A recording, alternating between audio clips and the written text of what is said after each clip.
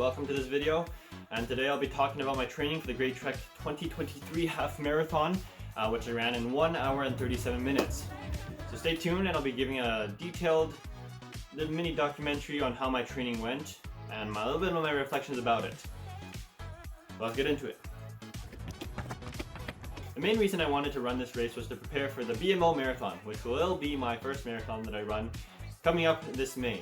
So it's a really great opportunity for me to see how far I could push myself and practice the training process, as well as figuring out how to best document my upcoming journey. So getting into the first couple of weeks 1 and 2, I did not have too much knowledge going into it, as I only had a little bit of experience with my 2 past half marathons, which I didn't train too much for. The first one I trained for only about a month, and the second one I only trained for about 1 week. So this was definitely a more experimental stage, kind of figuring out what works for me, what doesn't in terms of like running. So I went on some different types of threshold runs, and also trying to try out some like slower running and figuring my pacing. And yeah, this was also summertime, so I kind of was just like in a relaxing mood, and nothing was too strict yet. And I wasn't too concerned, as I still had 10 weeks of time left. So coming up at week 3, I still had not had my training plan set in stone yet, but I did go on a couple of unexpected runs during one of my summer trips, in which I discovered how much of a social activity running can actually be, despite what many people may think. In the next couple of weeks after getting back into school and things getting busy again, I was biking a lot. I was biking like every other day, biking to school, and I think it definitely had an impact on my aerobic abilities, as there was this one day where I ran I just went on a 10-kilometer run, and just thought to myself I wouldn't keep checking my pace as I often do, and just do it based on effort. Just do whatever feels good, and then look at the results after. And after I got back, I checked my pace, and I was like, dang, I actually ran super quickly. I ran 5:05, which was much faster than I thought I could run before, easily. This led into week 6, which was when I started to really emphasize speed work, and I did a little bit of research. And this was also an extremely exciting time, as I kind of realized made me realize a bit of my full potential of what I was truly capable of. So I had some adjustments to my training plan, and this is when I decided for the rest of my training that I would kind of follow this general guideline of one quick run to get myself used to running at race pace, and then 2 slower runs. One would be a longer one, something like 10 to 15 kilometers, and the other one would be slightly less long.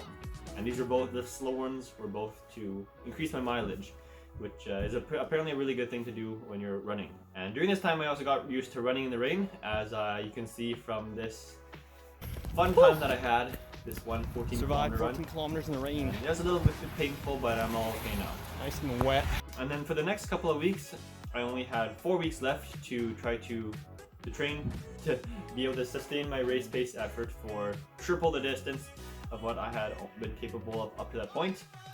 And yeah, I was just following the plan, just doing the work and going on runs. But also I became more concerned about preventing injuries from happening, and also improving my recovery from past runs. So this looked like having a good warm-up before each run, doing kind of some like active warm-up, get the blood flowing, and spend a good amount of time stretching at the end of each run after getting home, and just to make sure those muscles, it was mainly my hip flexors as well as my, what's the other muscle? Hip flexors and hamstrings. And I also felt a little bit of discomfort in my knee after going on some runs, and I thought that was because maybe my pacing, my legs my feet were hitting the ground. How do you explain this? I had an imbalance in my stride, so my right foot and left foot would be it didn't sound like a metronome, you know. And so I was also working on like a pedaling motion, maybe to also improve the biomechanics of my running. So I kind of practicing that around this time. And this led up to week 9, where I had my Whistler 80-kilometer relay race with some of my friends that I signed up with. Let's go, keep going. And I had no taper up to this point, and was relatively pessimistic because I only had run 8 kilometers before at race pace, and for this I would have to, this is 20 kilometers, so it's like a pretty big difference. But I was mainly here for the good time, and just enjoying this random adventure going to Whistler to run. But in the end, it was really good practice, as it made me realize how important it is to have a good warm up in, and also It helped me to get familiar with the gear that I would be wearing for the race itself 2 weeks later, which was mainly this piece, this running belt that I had. This pocket in it, and it was good practice for like accessing what I needed, my nutrition as well as my phone to check my pace. Yeah, that was really helpful. And then this experience also helped me to realize that I would be dealing with snot issues, because I always have a runny nose when I'm running, so it kind of made me realize that there's a little bit of a heads up that I would have to deal with this during the 21.1 kilometers. But the race itself had a lot of up and downs, as I really wanted to give up at kilometer 7 and 12, and just didn't feel like I had enough energy in my body to keep going. And at that time was thinking that I would be happy to finish with a 5 minute per kilometer pace for the 20 kilometers. But in the end I managed to finish with a 4:39 minute per kilometer pace overall officially, and on Strava that was a 4:42 minute per kilometer pace.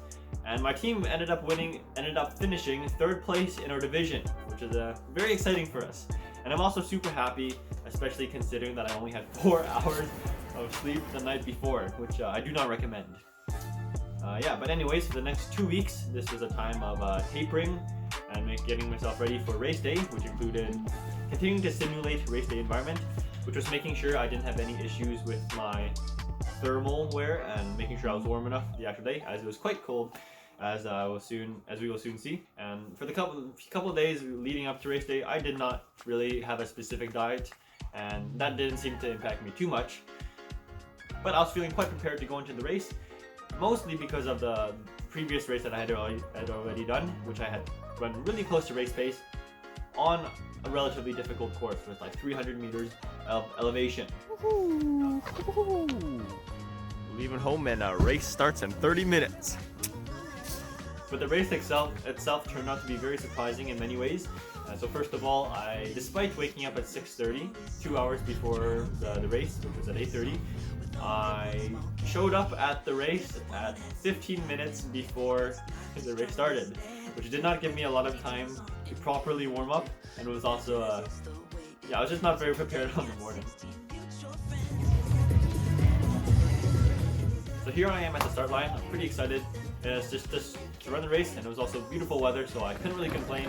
And I don't know, maybe the lack of warm-up ended up leading me to develop some kind of weird hamstring sensation in my hamstring.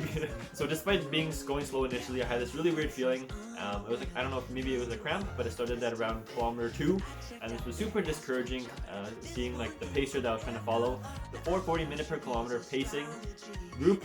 They were like far in front of me, so it was very discouraging to see that. And as well, I was like, I don't know if I can do this. I was like worried that it might lead to some injury, and I physically couldn't go any further.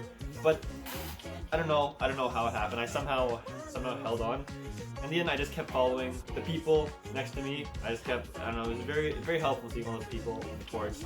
But the biggest challenge that I had in the race, other than my hamstring, was my lungs. In the last 3 kilometers, my lungs were dying. I couldn't breathe. It was like I was short on breath for a solid 12 minutes, and it was pretty painful. But mentally it was pretty easy.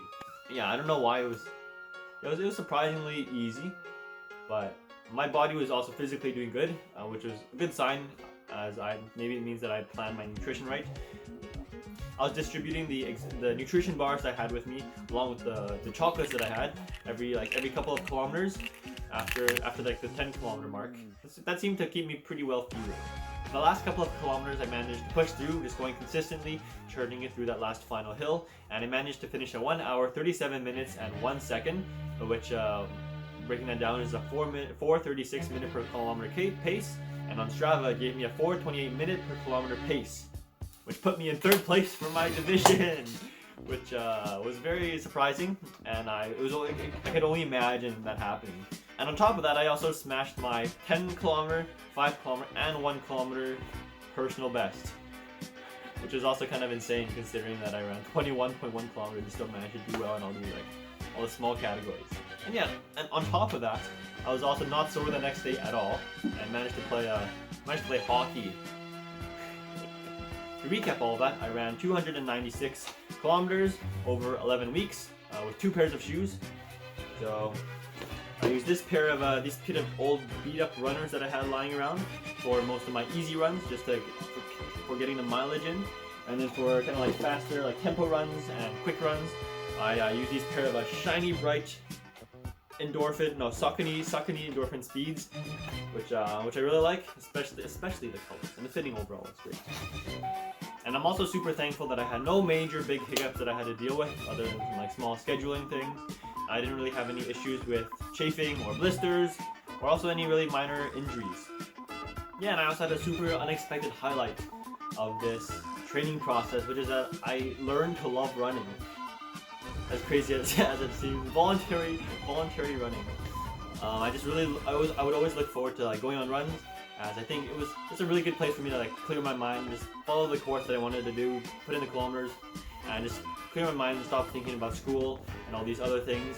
And then it was also a really good chance for me to go kind of explore new areas of places near my house, and even doing so at night. So going to UBC and going to Kitts Beach, going to Granville Island, doing all these cool sightseeing. I explored so many places that I haven't been before. What the heck? Where am I running? And it was just really fun, especially at night, which I highly recommend.